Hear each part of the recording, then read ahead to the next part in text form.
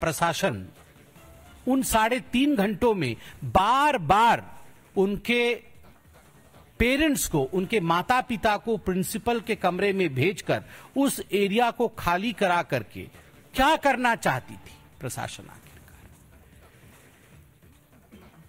और सबसे बड़ी बात, दूसरे नंबर प्रश्न में उनके पिताजी पूछते हैं कि एक ब्लैंक कागज में, खाली कागज में हमें हस्ताक्षर करने कहा गया एंड वी रिफ्यूज्ड, हमने मना कर दिया।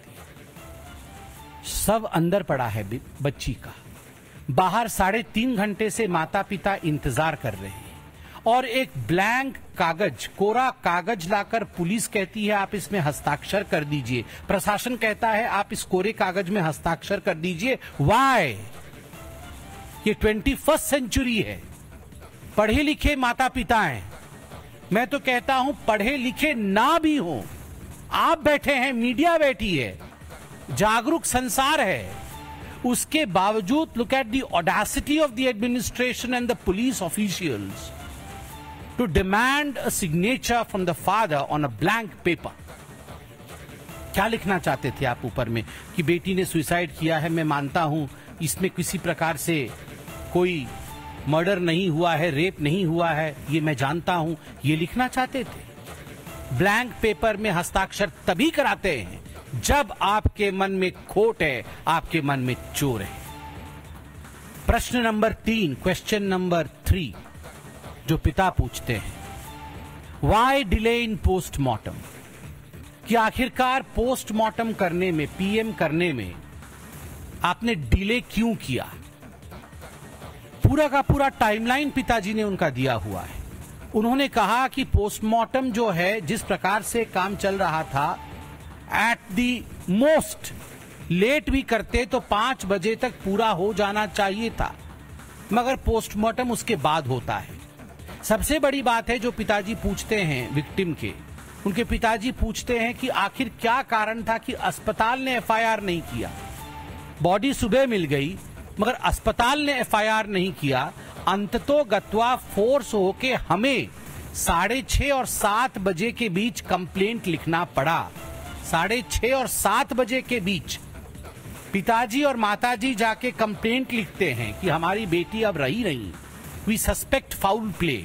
और उसके बाद 11:45, माफ करिएगा, 11:45 PM रात को 11:45 पर एफआईआर दर्ज करती है लोकल पुलिस। सुबह 10 बजे बॉडी मिलती है, 11:45 पर एफआईआर पुलिस दर्ज करती है, जबकि वहां सारे मेडिकल छात्र थे, पूरा हंगामा मचा हुआ था। उसके बावजूद, this is the audacity of the authorities, that they did not even go for an FIR till almost the midnight. And the most important question that the father raises, कि वहां मेडिकल छात्र थे जो सब कुछ जानते हैं, स्वाभाविक है, हम जो मेडिकल का छात्र होता है वो जानता है नेचुरल डेथ क्या होती है, अननेचुरल डेथ क्या होता है, होमिसाइड क्या होता है, रेप एंड अटेम्प्टेड मर्डर या रेप एंड होमिसाइड क्या होता है, ये सब विषय, ये टर्मिनोलॉजीज मेडिकल छात्र जानते हैं। वहां हर कोई सब कुछ जानता था। उसके बावजूद भी प्रशासन और पुलिस की धृष्टता को देखिए कि उन्होंने जो लिखा है उसमें कॉज ऑफ डेथ में अननेचुरल डेथ केस लिखा है, मतलब होमिसाइड नहीं लिखा, मर्डर नहीं लिखा, अननेचुरल डेथ केस, जैसे कि किसी बीमारी से अननेचुरली पता नहीं ये हो गया हो। जो क्लियर दिख रहा है उससे भी कन्नी काटने की कोशिश जिस प्रकार से प्रशासन और बंगाल की पुलिस ने किया है, इस सवाल को पिता ने उठाया है। बहुत पर्टिनेंट क्वेश्चन मैं फिर से रिपीट कर रहा हूं कि why did not the hospital register और लॉज एन एफआईआर? ये हॉस्पिटल ने एफआईआर क्यों नहीं किया? माता पिता को कंप्लेंट क्यों देना पड़ा? ये बहुत पर्टिनेंट है। क्वेश्चन नंबर 4, क्रिमेटोरियम में जो हुआ उस विषय को लेकर, बच्ची के शव को घर लाया जाता है और स्वाभाविक है माता पिता अभी तक रिकॉन्साइल नहीं कर पाए हैं कि हमारी बेटी हमारे साथ है नहीं। वो चाहते थे कि बच्ची को कुछ और समय तक हम अपने घर में रखें. They wanted to keep the dead body of their beloved daughter in their home for a longer span of time, so that all the relatives, the near and the dear ones, including themselves, can spend the last time with their daughter. अपनी बच्ची के साथ कुछ समय वो एकांत में बिताना चाहते थे, मगर उन्हें फोर्स किया गया. और यहाँ वो पिताजी कहते हैं कि ताला पुलिस स्टेशन जो था उसके 300 से 400 जवान वो हमें नॉन स्टॉप घेरे हुए थे. आप सोचिए, माता पिता, बूढ़े माता पिता के कंधे पर जवान बेटी या बेटे के शव का बोझ, वो अपने आप में किसी भी सोसाइटी में उससे भारी बोझ नहीं होता है. एक जवान बेटी के शव का बोझ, उसके साथ क्या हुआ, उसकी ट्रॉमा, और उसके ऊपर 300-400 पुलिसकर्मी माता पिता को घेरे हुए, जल्दी से क्रिमेशन करिए, जल्दी से क्रिमेशन करिए. And the father says we were literally forced to cremate the body. We had no option. हमारे पास कोई और चारा नहीं था, हमने फोर्सफुली क्रिमेशन किया. और पांचवा प्रश्न अपने आप में ही बहुत घातक है. पांचवा प्रश्न जो हमारी विक्टिम है, उनकी आंट और उनके पिताजी दोनों ने पूछा है. जो बाकी रिश्तेदार थे, लगभग 15 रिश्तेदार उस समय अस्पताल आ चुके थे जहां मर्डर, होमिसाइड, रेप इत्यादि हुआ है. जहां ये जघन्य कांड हुआ था, वहां 15 रिश्तेदार आ चुके थे. इन 15 रिश्तेदारों के मौजूदगी में सबने देखा कि माता पिता कार में बैठ के एम्बुलेंस के आगे गए.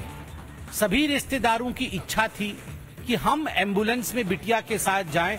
स्वाभाविक है, माता पिता को बहुत आघात लग रहा होगा, वो कार में गए हैं, मगर रिश्तेदार एम्बुलेंस में बैठना चाहते थे. और जब इस विषय को लेकर रिश्तेदारों ने पुलिस को अप्रोच किया कि हम बिटिया के साथ एम्बुलेंस में जाएंगे, हम उनकी बुआ हैं, हम चाची हैं, हम काकी हैं, आमी काकी माँ, मैं जाऊंगी या मैं जाऊंगा, उस समय पुलिस ने तुरंत एम्बुलेंस के गेट को बंद कर दिया और कहा नहीं, आपके लिए संभव नहीं है, क्योंकि यहाँ का जो टीएमसी का लोकल काउंसिलर है उसने अपने आप को लोकल गार्डियन लड़की का घोषित कर दिया है और वो एम्बुलेंस में बैठ गया है. मुझे तो समझ में नहीं आ रहा है, जहां 15 रिश्तेदार हो, माता पिता हो, where was the dearth of a guardian? Were there no local guardians that a councillor of TMC had to become a local guardian to sit in the ambulance? Ambulance में उस local guardian, quote unquote TMC का counsellor, उसने क्या किया?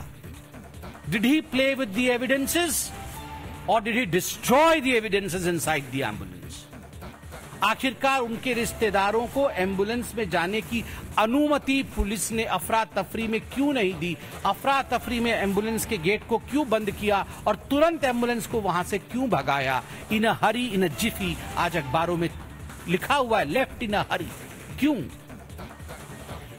और एक बहुत महत्वपूर्ण सवाल पिता पूछते हैं कि जब क्रिमेशन चल रहा था, उस समय टीएमसी के एक एमएलए वहां लगातार मौजूद रहे, वो यहां वहां अफसरों के साथ बात कर रहे थे और 2 टीएमसी के काउंसलर वहां मौजूद रहे.